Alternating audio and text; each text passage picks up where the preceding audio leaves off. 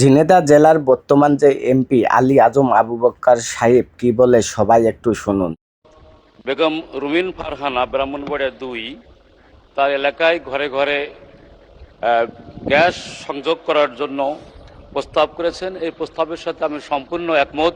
তার এলাকায় ঘরে ঘরে গ্যাস সরবরাহ করা হোক। সাথে সাথে আমার নির্বাচনী এলাকা ঝিনাইদহ হীরাকুণ্ড ঝিনাইদহ ২ এখানেও ঘরে ঘরে গ্যাস সরবরাহ করা হোক।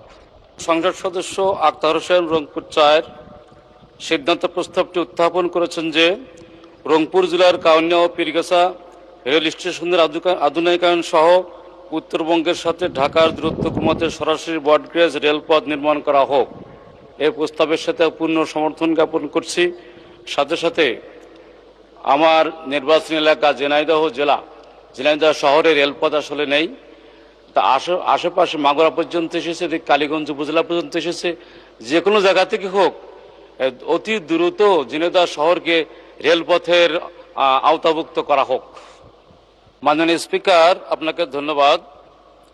মাননীয় সংসদ সদস্য রেজা আহমদ কুষ্টিয়া ১ সিদ্ধান্ত প্রস্তাব করেছেন যে কুষ্টিয়া জেলার দৌলতপুর উপজেলার মরিচা ইউনিয়নের নদী ভাঙন রোধকল্পে ব্লকের মাধ্যমে বাঁধ নির্মাণ করা হোক। এই প্রস্তাবের প্রতি আমি পূর্ণ সমর্থন জ্ঞাপন করছি। সাথে সাথে আমার নির্বাচনী এলাকা ঝিনাইদহ ২-এর ঝিনাইদহ সদর উপজেলার ভিতর দিয়ে বয়ে যাওয়া নবগঙ্গা নদী সহ আরও যে সমস্ত ছোট ছোট খাল ক্যানাল আছে এগুলো খনন এবং পুনঃখনন কর্মসূচি গ্রহণ করা হোক।